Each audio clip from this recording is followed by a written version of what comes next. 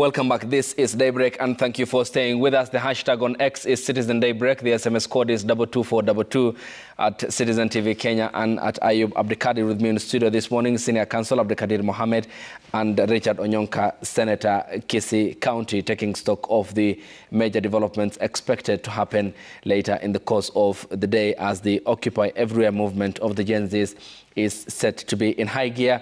This despite the clergy calling for the off-the-streets dialogue that the president called for on Saturday, saying some of the issues have been addressed, but also warning that the government should come to the talking table with clean hands, calling for the release of all those who are in custody after the arrests following the demonstrations across the country. Senior Counsel, coming to you.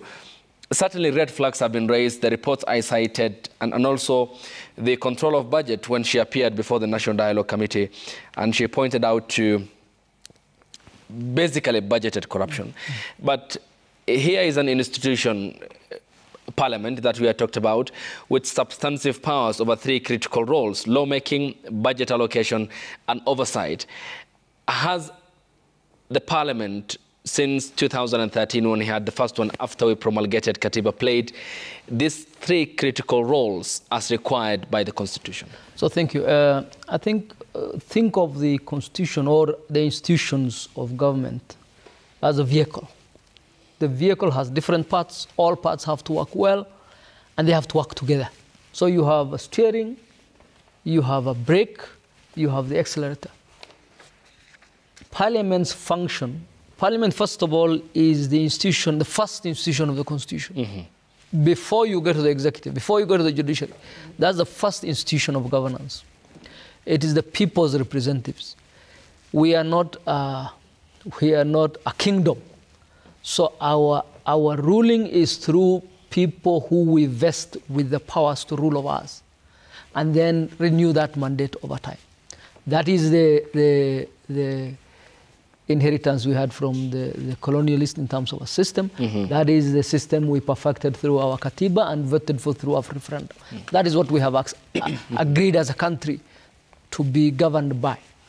Now, that setup requires those institutions to play their role, each of those institutions, to play its role.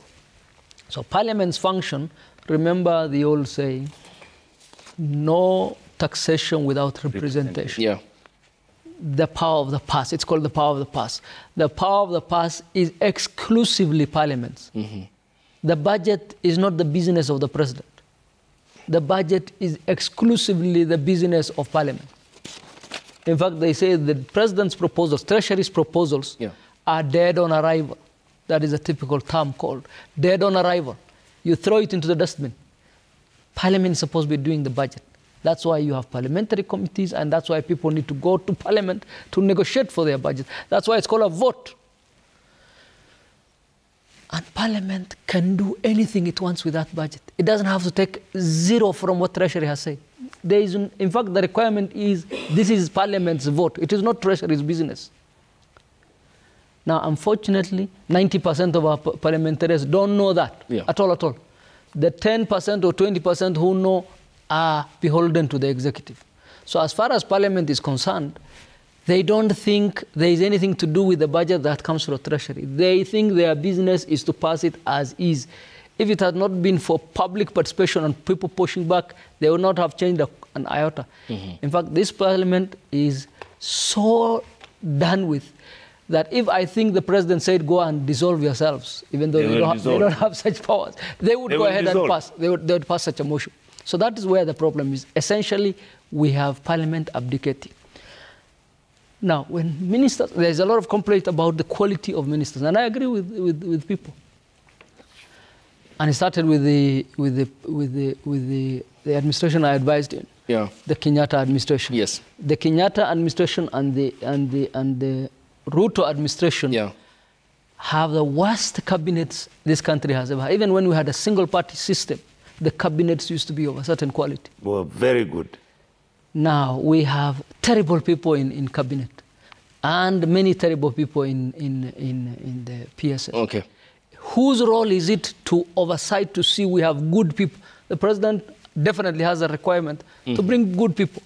He has a very difficult process, crisis right now, and unfortunately, he doesn't have very many good people to help him resolve it.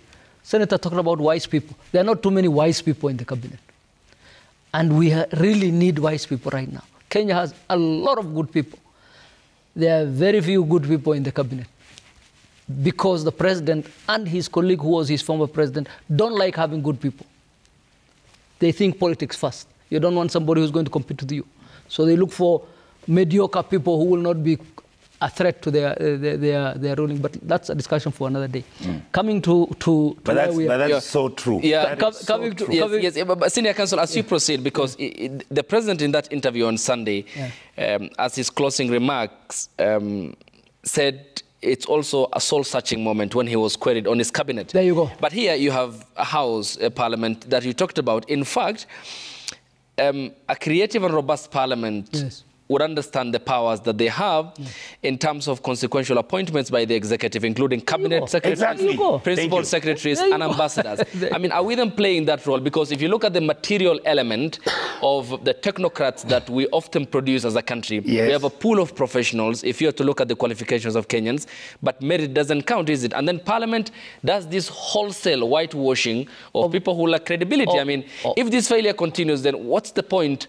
So ask yourself, over the last two parliaments, how many people has Parliament rejected in the vetting process? How many? Thank you. One person. Out of the whole here, Ayub, can I please come in? The ambassador nominee to the Democratic Republic of the Congo. Yes. Ayub, let me tell you this, and Senior Counsel, let me put my finger on it. Ayub, the system has deliberately been rigged. It has been designed, in other words, when Kenyans were looking at where my brother played a wonderful role when we are drafting the Constitution. I remember how many times it would be in Naivasha. He was young, you know, the capacity, you could see it. We are moving in this direction. We are going to set up structures. We'll have a DPP. We are going to have separation of powers. We are going to make sure that everything is going to be done openly. There's going to be availability of data, information, the laws were passed where you get government. The truth is, Ayub, the system was rigged in such a manner. Number one, money has to be raised by certain individuals who make sure that certain individuals win elections. All right? After members of parliament are elected, when we go for induction, never ever do you find a place or a meeting where there's a discussion where members of the National Assembly are told, you are going to stand for the people. Your job is to stand for the people. You contain the excesses of the executive or the excesses of the president, but you make sure that you also create the agenda for the nation. Basically, what happened is that once we came in and we became members of parliament, first we made sure we argued according to our political parties.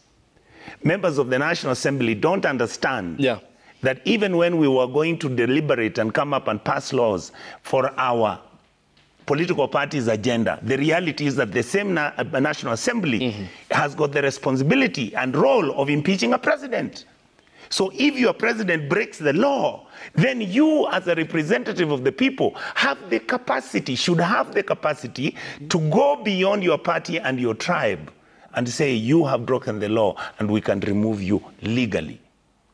But what has happened? We have turned our tribal engagements, we have turned our mentality of becoming primitive accumulators of cheap wealth. We have turned that advantage and made sure that we have taken ourselves to a position that that's why the question of the winner takes it all comes in. We design our elections and we design our strategies in making sure that we are going to have the winner who comes in. That is why Deputy President Gachagua would publicly stand up and look at Kenyans in the eye and say, you know what, this is our what? Our company, and we are shareholders. Right now we are 2.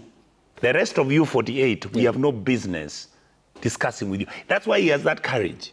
That is why state resources are collected. The National Assembly, which is supposed to moderate how these resources are shared, equitably, if not equally, And when opportunities come for employment, there's nothing. Money is shared, people receive the cash, they take anybody who's brought irrespective of his character. Okay. So I agree with Senior Counsel. Yeah. If you look at Kenyatta's government, look at the people with him, half the cabinet were PhDs. Look at Moi's government, half the cabinet were professors. Move on, come to the Uhuru government. Things then went to a standstill. You had at least Uhuru had the leftovers from the Moi regime. He had clever people who were guiding him. He had the Matiangis who were able to influence and, in fact, stand up and say, this is something we can morally do. Then after that, what happened? Every single person that the president put into the cabinet is somebody who invested in presidency. It did not matter what his character was. It did not matter what he had done before. And it didn't matter what he would do in the future. They were to recover the loot which had been spent to get people elected. And that is how our country has been running for the last 50 years. And unless we change that infrastructure, okay, Kenya cannot move. Okay, and Senior Counsel coming to you, because if you look at also the immense powers that Katiba assigns to the National Assembly, I mean, a very intelligent and suave parliament that can operate optimally, given the understanding of the powers granted, likely has an upper hand over all other state organs, including the executive and the presidency, because if you look at the Control of Budgets report, in the first 9 months of 2023-24, Dr. Margaret Nyakango approved Kenya shillings 2.7 trillion for spending. Only 17% of that went into development expenditure. 74% went to recurrent expenditure. I mean, most went into renovation, state houses across the country. Huge proportions went into subsidies and travel expenditure, which grew by 4.11 billion Kenya shillings in the first 9 months, despite the austerity measures that will be coming to. If there is a parliament that understands the people's problems, they should be holding these persons to account, is it? Absolutely. That is the way the system is supposed to work. Parliament is supposed to understand its role. Parliament is supposed to hold the executive to account. Parliament is supposed to function that way. Let me give you an example.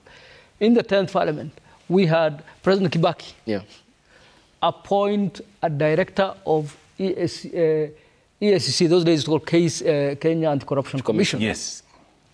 And renew that appointment without Parliament's approval. And Parliament said no. And the President's people said, look, we're still moving ahead because the gentleman is in office. And Parliament said, then we will not give a shilling to the Anti-Corruption Commission. Exactly. Zero. And Parliament proposed an amendment to delete the entire budget of that institution. And the executive could see, and there's nothing it could do. And Parliament was united in that. And that had to be reversed. That was Parliament forcing, that is Parliament doing what the Gen Z did the other day. What his job is supposed to be. What his job is supposed to be. We had a former cabinet minister who was difficult to come to the House to answer questions. Removed his travel budget. And the gentleman had to be there every time. Parliament has all the tools. Parliament has every tool it needs to correct these things. Look, our problem is our political ethos, our political culture. It's not our laws. The way we elect people, who we bring to these offices, is very critical. It's not just the black letter of the law. The black letter of the law is very good when it comes to this country. We have very good laws. The problem is you put the wrong people there, they're not going to be angels. That is why there are job interviews when you are going for a job in the civil service, in the private sector. So people who are right take that job. Now, if you have job interviews and the right people for the right jobs in very small jobs in the private sector, the most critical jobs in this country, how come we take the worst people? Yes. And why do we accept that? Why do we accept to elect the worst people and expect them to do the best miracles? So our whole ethos, the reason why this moment is a hopeful moment, the reason why the young people have the right buttons they're touching, is because they're questioning the basic culture of our politics. And corruption is the heart of our politics. And that is the issue. That's why the president doesn't need a lot of other issues. Look, you can get 300 billion out of this budget without increasing any taxes. Absolutely. Cut the wastage. Absolutely. There's a lot of waste. Anybody who's served in government knows what happens in May or June, the last 1-2 months of the budget cycle. Cut the wastage. Stop the corruption. Anybody who has served in government sees corruption every day. Now you can really secure substantially more than 300 billion without putting a burden on the public. And if you look at what's happening, Senior Counsel, is Article 210 of our Constitution, which largely advocates for openness, accountability, and public participation, as the driver of what we're seeing at the moment, the Gen Zs who are breaking the barriers of not shying away from holding their government to account up until they prompted the president, who said on Sunday, their choice of platform, whatever it is, I'm going to dialogue with them, which is on X on Thursday. We expect him to be on that platform. Are they breaking the barriers to the extent of now playing a role that their parents ought to have played but failed? I think they are playing, first of all, the barrier they have broken to the extent that we have seen so far is the ethnicity of our politics. Typically, you would have said our man is being targeted. But there are people in Eldoret, people all over social media who come from every part of the country, every creed, every culture. That really is a very helpful. That is a lesson they have taught all of us. The other is eternal vigilance. Governance is about holding those in power accountable. It's a role the media is supposed to be playing. It's a role they have shown us, that people have to be held accountable and you have to be eternally vigilant. The slippery slope we have to all be worried about and care about is the slippery slope of moving from where we are to anarchy. That's not what we want to do. We want to go from where we are, which is a terrible place, to a better place. How do we move? That is the question of the day. How do we move from where we are now, what the young people have shown us, which is clearly there, which is in a terrible state? How do we move the country how do we move the needle to the positive side? Thank you. Yes. I couldn't agree more with what Senior Counsel is saying. What I would like to actually mention to the youth, and they have done us proud, is to make sure that even when they have very legitimate issues, when they have stood up their ground, when they have actually changed our country, Ayub, this period for this republic is exactly on what happened during Kenya's independence, is exactly on what happened during the 82 coup, positive or negative. It is exactly what happened in 2007 and 8 when we had tribal clashes in this country, which forced a coalition government, which led for us having a constitution which at least brought the country out of the brink. This moment is for the youth to understand that at times, and many of us are not apologists for the government. It is only that sometimes we need to be reasonable and logical about what the purpose and agenda is. We must make sure that we do not throw the baby and the water out the bucket. But we must make sure that this government is held to account. The youths must make sure. We as politicians and the ruling class are most probably going to be there for a few days and let this country continue. The youth must begin and continue. And I really like what Ruto has done. He has made a request to engage these youths. Let them tell him what the issues are. And he better take those issues seriously. Let him forget about the issue of tribalism, because before, when we mess up in government, when we steal from government, when we commit crimes under government, we run to our tribes and communities to go and tell them how we are being fought. Then when that is over, we then move aside and continue enriching ourselves as individuals. Then we disregard this tribe that we moved back to go and tell them how we are being fought. The reality is that these young men are not interested in the tribe. They belong to multicultural, social, educational, religious outfits, which some of them you look at, you can't understand. They just want very basic things. They want to have Kenya as a good country, which is a peace-loving country, which is a country that creates opportunity, that gives Kenya a Kenyan dream. The only Kenyan dream which is there, Ayub, is Biwali, that we know that when somebody runs in any marathon, they win and they are good. The only Kenyan dream is only a dream. When we go out of this country, we are successful. We make it in America. We make it in Australia. We do it in Rwanda. We are able to go to Britain and open businesses and succeed. Why is it that our country, which has the greatest environment, most highly qualified, educated people, is set up in a cat and mouse race, where you have people who are intelligent, people who are smart, people who went to school well, are victimized. Mediocrity is what we reward. Excellence is punished. You can be punished because you come from a certain tribe. You can be punished because you are a woman. You get punished because you didn't come from a certain thinking. You must be a politically correct individual who is engaged in these cartels which are going on. And this exercise, and I want to tell members of the Gen Z generation, cascade this whole nonsense from head office in Nairobi, from the president's office, run down with it, come to parliament, go down to the Senate, leave that, go down to the county governments. That is where most of the rot is. If you sit in the committees that I sit in, you see the corruption which is there. You saw what the Auditor General has said. A county government in the last 1 year has paid 126 million to a law firm. Which case is that they won in 1 year? And nobody's arrested, nothing is done. The report is brought there. The recommendation of the Auditor General, a lady who has done an incredible job. You look at the controller budget. The controller refuses to say, we can't pay this one, because this money is being stolen.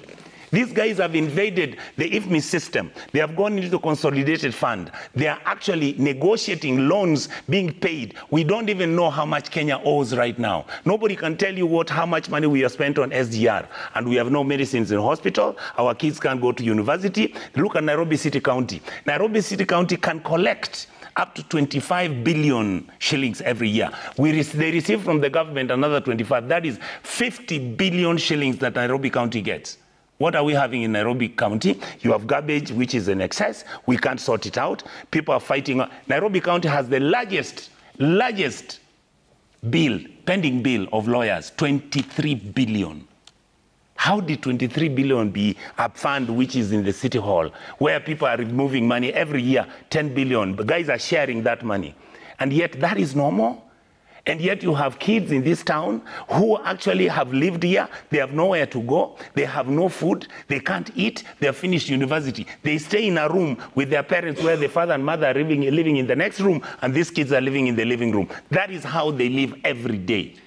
And is that then the cause of what we are witnessing at the moment, the misplaced priorities that you have talked about? For example, you are a member of a very influential Senate committee. Yes. You have gone to the counties, for example, Isiolo County, where... Yes, we've been to Turkana County, yes. Appalling, and accounts that were given were very alarming, given the money that is misplaced. Yes. Then what are the actionable points going forward? Can your committee at the Senate recommend to stop the stealing of the funds at the county level? Our system is rigged. When we make a recommendation from the committee and say, EACC, we have people attached. Liaison officer is attached to our committee. We say we need these people to be arrested. They have stolen the money. What are you told? The DPP tells you we prepared the file, it went to EACC, EACC doesn't want to touch it. Why? They have vested interest. Why? People are sharing the money. That is why Ayub have been saying the system is broken. Unless we fix this system, the youth out here are not going to get what they want. Because the system is fixed in such a manner that even if today somebody stole 100 billion shillings in this country, most probably they wouldn't go to court. They wouldn't be charged. These are the issues. Okay. It's not that these youths are so abnormal. I sit in that committee. We've been going crazy. We've been screaming about it. And yet what happens? The whole thing is rigged so beautifully. It is set up in such a wonderful manner. I said from the top to the village, where money exchanges hands, people are protected, violations are done, workers are thrown everywhere, jobs are given when people must bribe. Where is a child of a poor person going to get money to bribe 200,000 shillings for him to be employed as a chief officer in a county government? We don't accept meritocracy. Yes. Anybody who has got a first-class honours degree, even if you went and applied for a job in any county in this republic, so long as you don't come from the same clan, same tribe, same maybe religion or something, you can't get that job. Is that the country we want? Gen Zs are saying, no. Senior Counsel, then how can we address these lamentations of a broken nation? Because what the senator is talking about is, like, he's a senator. Yeah. I mean, he's lamenting as the Gen Zs are. Yeah. I mean, how can we have an overhaul?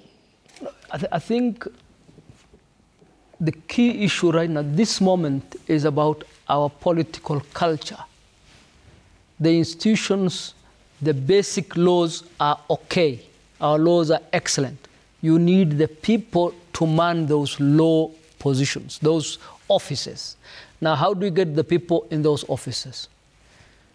If you get the people in those offices through corrupt practices, through a corrupt political system, you are elected because you come from community X or because you have paid money to get a nomination certificate. Yes.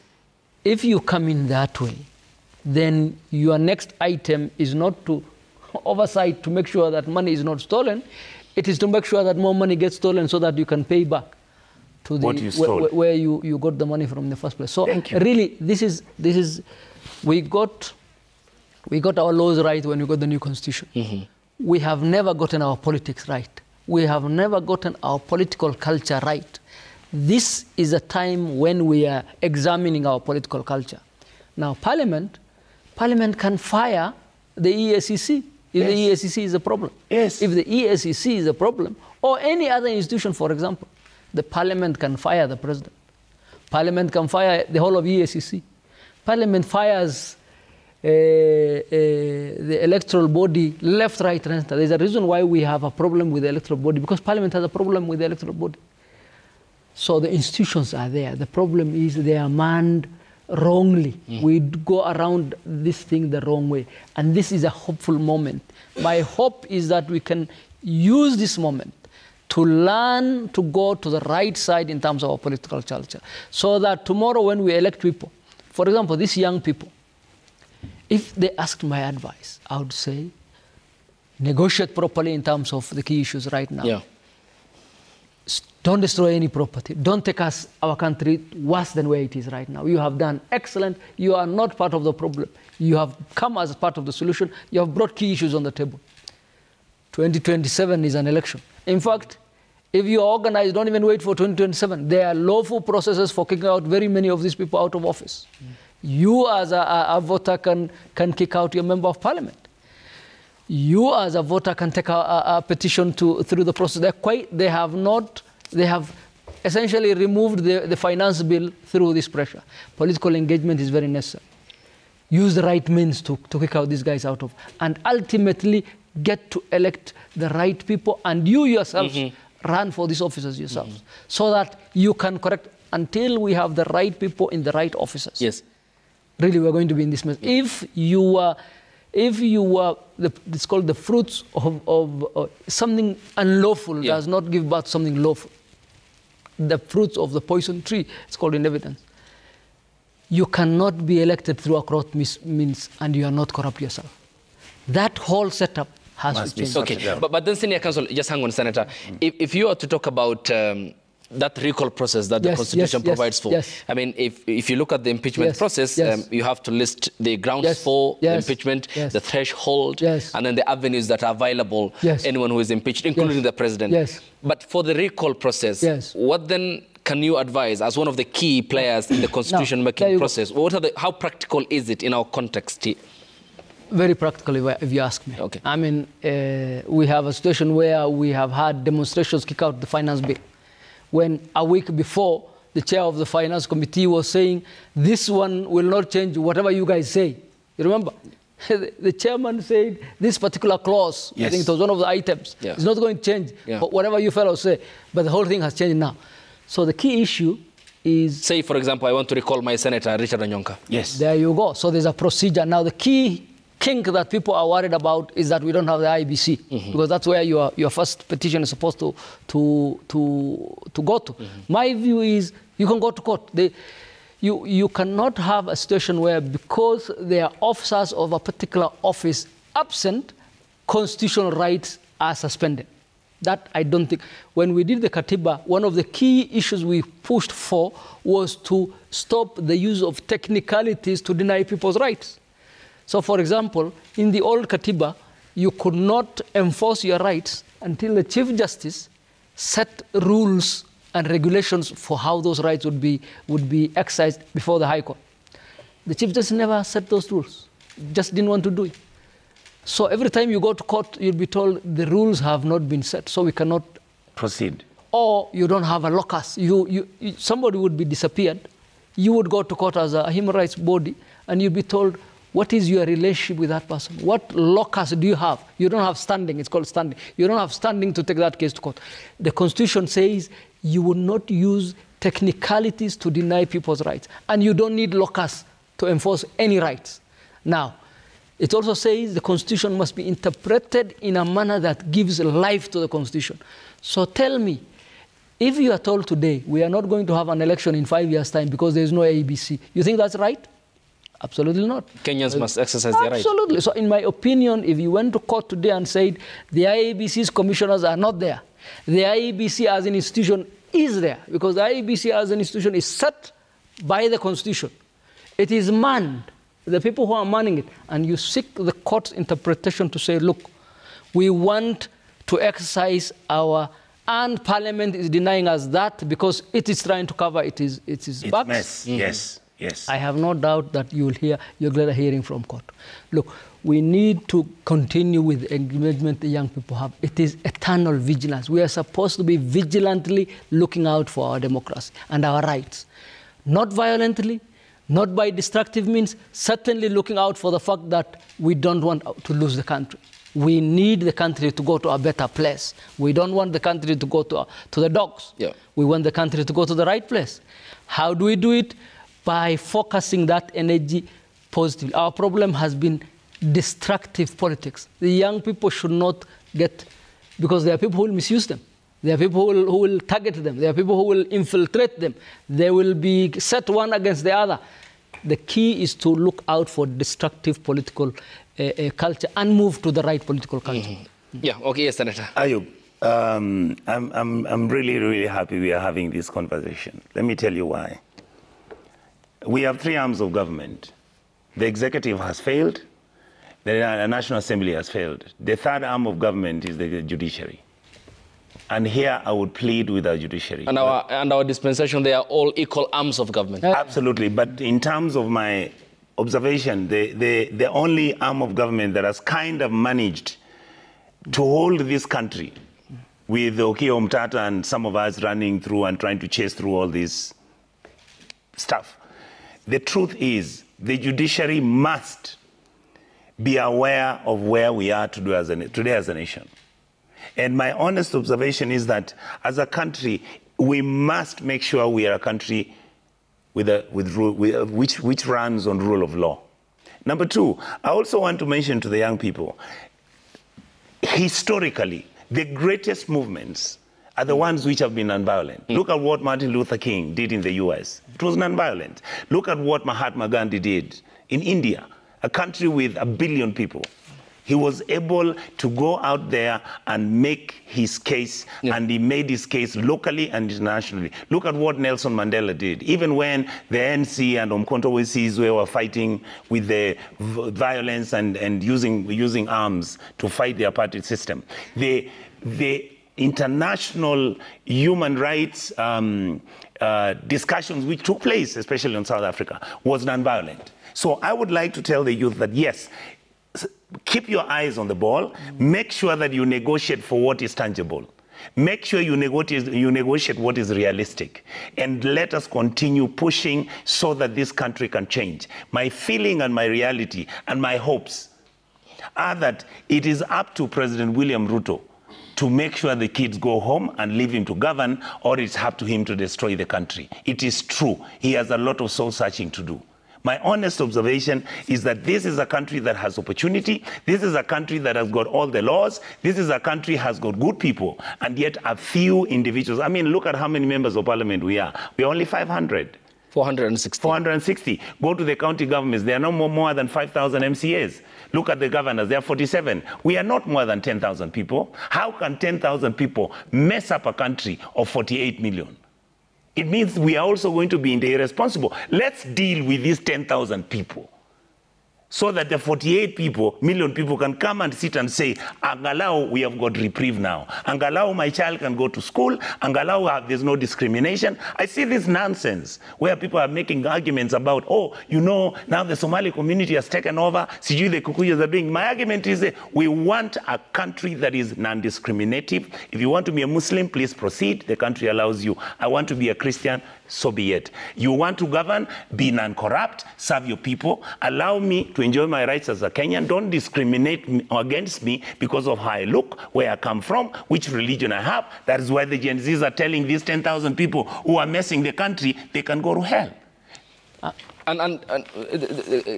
Senior Counsel, you talked about the lacking culture, but they provided for a constitutional culture, which observers see us living way ahead of the current crop of leadership that we have.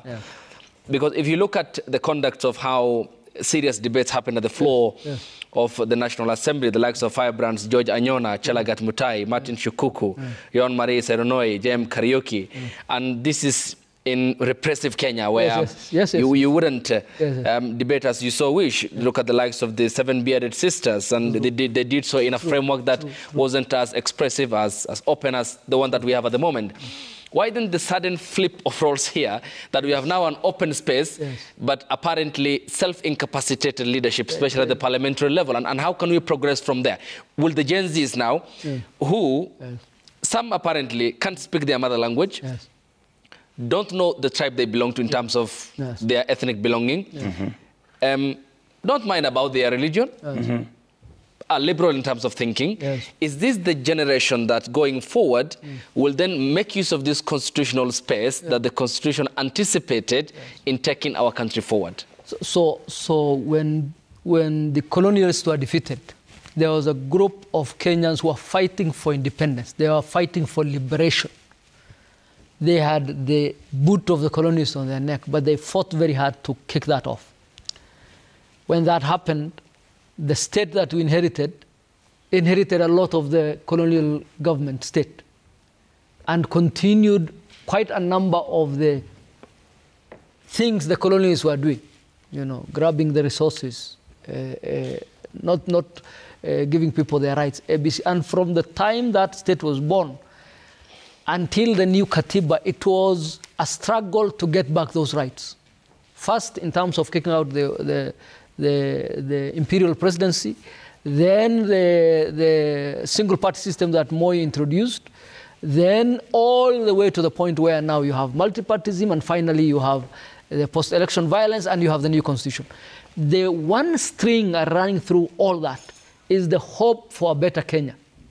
Now, when the new Katiba came in, most of the people who were in the struggle believed we have arrived. Thank you. Then we dropped the ball.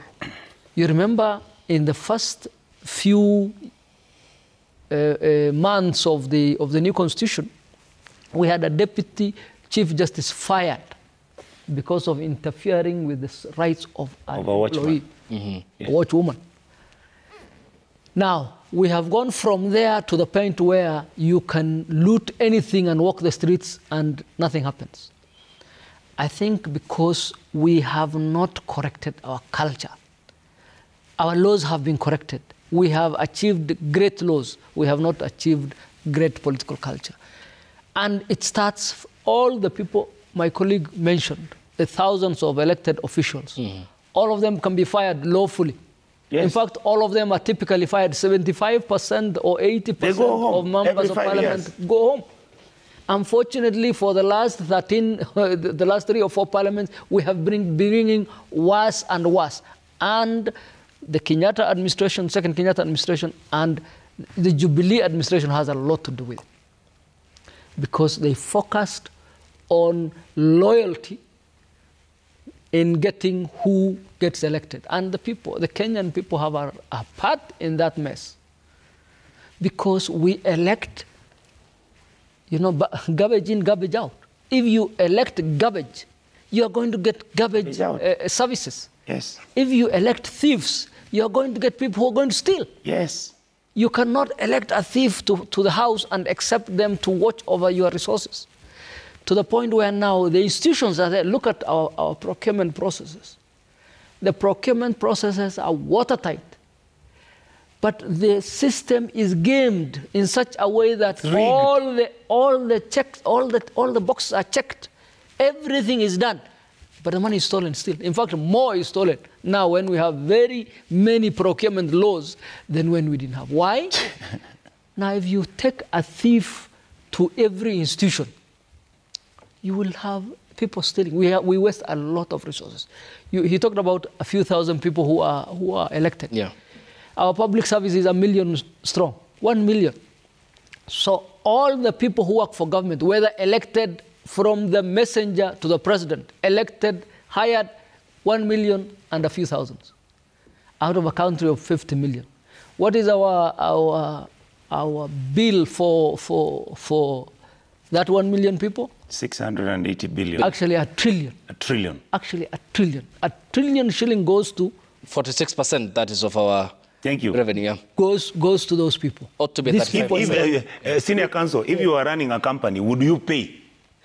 a trillion shillings. Would you pay A people trillion. who are taking 680 billion and you are losing in the process 2 trillion every year? So Abu, this is a very critical discussion to have. This is a very important point for the country. That is why it's critically important for Gen Z to understand how historic this moment is and for them to go to the right side of history, where we look at this monster called corruption and our governance in the face and come on the right side, not on the wrong side. Mm-hmm. Yes. Okay, let me sample the feedback, Senator, and come back to you, because also institutions were neither spared in that culture which had emanated since 2013, Yes. where you have seen Chief Justice Emeritus David Kinani Maraga called names. Yes. I mean, a proposal by a member of parliament before the Judicial Service Commission when he presided over the process that ended up with the nullification of President Kenyatta's re-election in 2017, and the names that thereafter were branded members of the top court. Here's what you're saying on X. The hashtag is Citizen Daybreak, and Bargain Tuni says, Onyonka has been there more than 17 years in public service, 5 of which he has served as an assistant minister, and having managed over 2 billion Kenya shillings in CDF. Has he formulated any bill or structured CDF to cover a youth-friendly program? You'll respond to that. I will. Agumba Steve says, Gen Z are so reluctant to have a leader or engage in talks due to the set of laws or precedents. You dialogue and nothing is implemented except allowances for meetings. Let's see things getting done without basically dialogue, the way it was demanded and the bill withdrawn. That's true. Babu Michael says Parliament is one of the walking dead institutions around. Why literally support or pass everything the executive proposes, even if it's against the will of the people. I.e., he says, Finance Bill 2024. That is why we want IEBC reconstituted urgently. Gadua Gashora says, some of the issues we are raising as Gen Zs do not need deliberations. That's why we shall be on the streets today and every day until the president takes deliberate actions. Time for procrastination is over. It's time for action. Sir Nixon Ndugure says, a government which is not liked by its people is certainly a bad government. Unfortunately, removing such a government like this Kenya Kwanza one amid its term, it's a tall order, beside waiting for the full term to vote it out, to vumilie too. Okelo Mwalimu says to our beloved policemen and women, kindly ignore orders that will put you at cross purposes with patriotic Gen Zs. Don't shoot them, don't tear gas them, don't abduct them. They are fighting for your rights too. If any of them breaks the law, arrest and present him or her in court. Gadu again says, the road begins when the executive serves the Bretton Woods institutions. In the same way, the executive holds the legislature and judiciary from executing their constitutional mandates. Let's start bottom up. Neocolonialism is the crest of the bundle. Gode Barasawere says, it's safer to say that our country's turning point is headed in a critical nosedive. This is evident through the incompetent officers under the KK administration. The level of mediocrity and laxity witnessed in government stinks to the high heavens.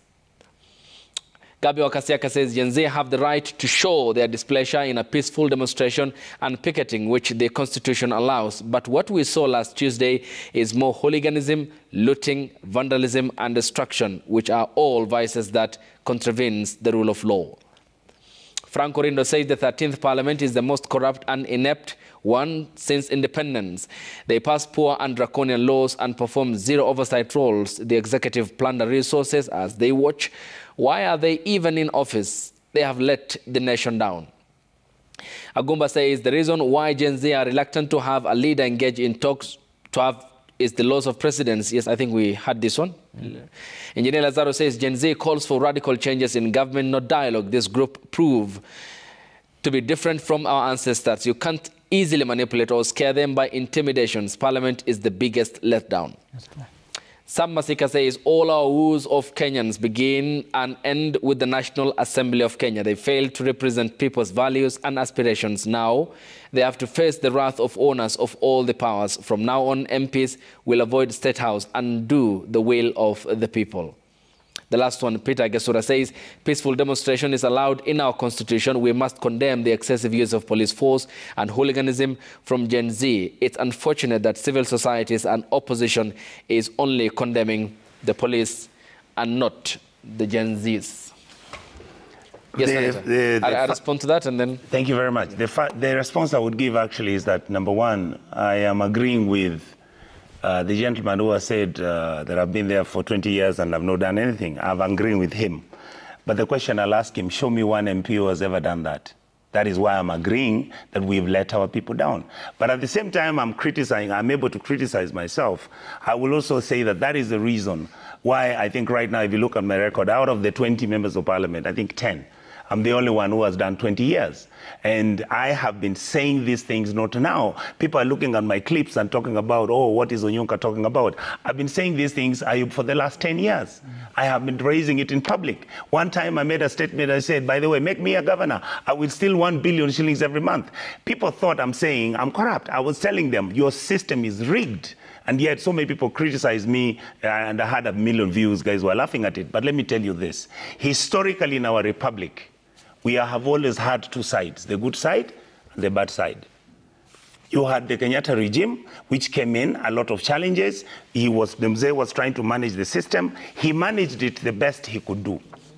But he had people who were telling him, Mzee, the direction you are taking the country is not right. In terms of land rights, in terms of democracy, in terms of human rights, in terms of property distribution and national resources, in terms of the policy papers. And that was something that those people discussed, and it was the challenge that Kenyatta had with Jaramogi. When Moi took over, you had another side. That is why you mentioned Kinanyona. You mentioned the Seven Sisters. They were telling Moi, we agree with you, Mzee. The system seems to be having a problem. We want you to engage. We want you to change. We want this country to be better. After that, you had Kibaki coming in. Then you had a coalition government. You had Raila disagreeing with Kibaki. Why? Kibaki's team felt that it was their term, that it was for them to come in and manage the resources of the country the way they knew how. Raila and company felt they have been shafted. They decided they are going to disagree with him. That is before the constitution came. Kenyans forget very quickly. We had a referendum, which Kibaki lost. After that, tribal clashes came. What were those clashes about? The system deliberately took the tribal clashes to be what? Tribal. They made them look, they were tribal. That was not tribal clashes. That was economic class war, which was between those who had and those who didn't have. But we mutated it to look like those who had were arguing and saying, protect me, because whatever I'm bringing here, it can be taken by the other people. The new constitution comes, we move on. What happens? Uhuru comes into power. It is expected, like he's saying, that Uhuru would have learned from his father's mistakes. He didn't. Uhuru reached halfway through and realized, oh my God, this is not what I was thinking it was going to be. He started talking the truth. Look at what Uhuru is talking about now in those clips, which go back 10 years ago. Uhuru then comes in. What does William Ruto do? He comes up and now he's not talking about the tribal issues, which have bedeviled the country. He says, we are having bottoms up. It is a class war. We are going to take Mama Mboga, we are going to take Boda Boda riders, we are going to take all the Gen Zs, we are going to craft and configure a country that is going to be different from what we have carried for the last 50 years. What happens? Then Ruto comes and finds it's a logjam.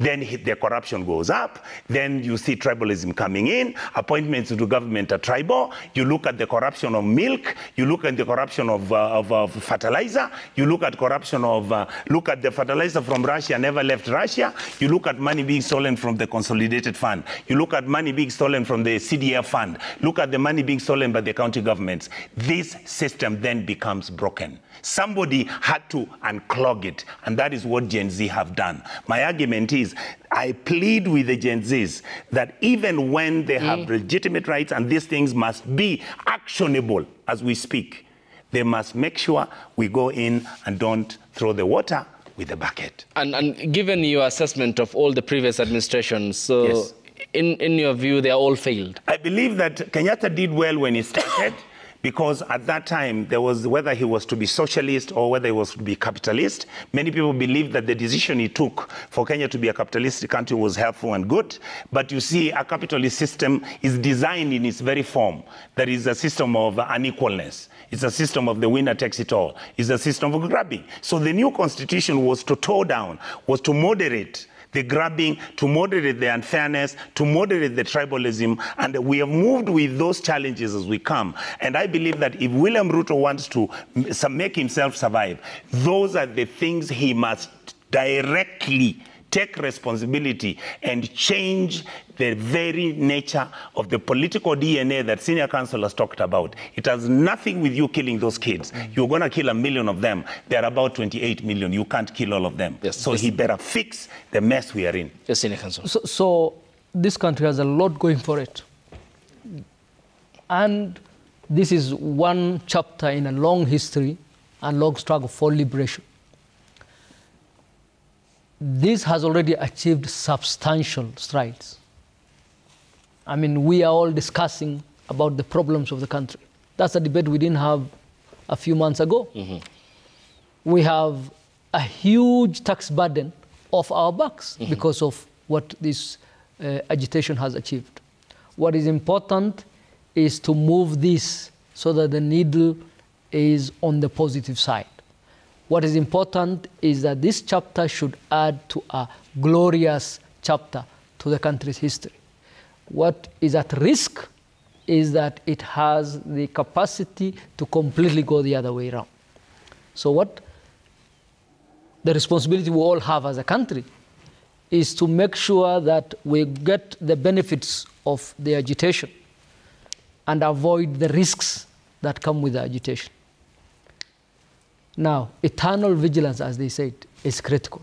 The young people, they are to be celebrated. The key for them is to translate their numbers, translate their voices, translate their energy to positive energy, to positive political culture, and to steer our country to the right direction lawfully and peacefully. That is really the challenge for us. The challenge for the president and his team is to manage this crisis and hear the legitimate voices of the young people. Look at the legitimate issues being brought on the table and address them properly without procrastination, without looking for excuses. You talked about the national dialogue. I thought it was a waste of time. In fact, I think I appeared on your show and I said our focus is not on constitutional issues. Our focus ought to be on economic issues because our problems right now are economic problems. I think the young people have brought critical issues on the table. Our governance issues, corruption, wastage. These are issues that the president can very easily deal with. Let me paraphrase that. They are very difficult problems. Yeah. They are problems he has the capacity to deal with. How do we do? That's why he's the president. For our young people, our advice is turn this to the right side of history. As much as possible, avoid to be pulled to the dark side. Destruction, looting, that, and many of them, I'm sure, have no such interest. But avoid that as we move forward in addressing the problems, the legitimate problems of our country. If we get this right, it would have been one further chapter of positive history for this country. And we have a history of getting it right at the critical time. At the critical moment. At the critical moments, we have a history of getting it right. And that is why the whole of Africa looks at this country in hope.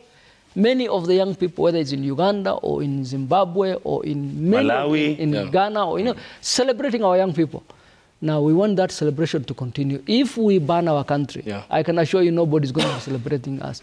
And most importantly, don't bother with the IMF and those fellows. There is no country that's ever been developed by the IMF. By the IMF. Or by NGOs trying to come and help us. They are useful, but ultimately our problems must be resolved by ourselves. And if we can do this and be an example for Africa, we will have done ourselves proud. Thank you. And on that, we come to a close. Gentlemen, your time is all appreciated. Lovely having you here, Senior Counsel Abdikadir Mohammed. Much appreciated for your presence here. Senator Richard Onyonka, as ever, thank you so much for gracing us with your time here.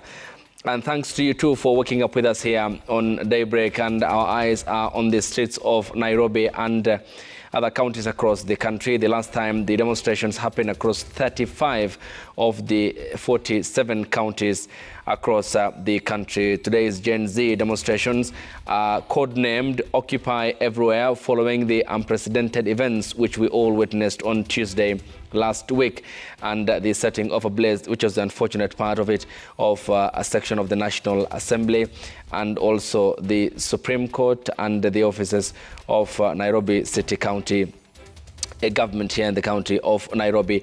The clergy calling for the release of all those who are in custody before the talks begin, as proposed by the president, who has agreed to engage the Gen Zs on X platform, saying that he's willing to hear from them as to some of their irreducible minimums as to what they want see change. They cite issues in regards to corruption, incompetence, patronage in government, and also the alarming uncertainties that they continue to face with regards to their future, and them coming out on the forefront now, taking charge of affairs and demanding good governance, constitutionalism, and the rule of law from the government. Thank you so much, Senator. We'll leave it at... Request to make. I would like to beg the president, let him hold a national funeral for these kids who were killed, and let him compensate all of them fully. That is the way people see that he means well. But if he's going to remain intransigent, these kids are not leaving the streets. Thank you. And we'll be keeping an eye on all the developments here on the broadcast. Up next is Social Hour with Safin Achieng Ouma. And thanks for being with us here. Good morning.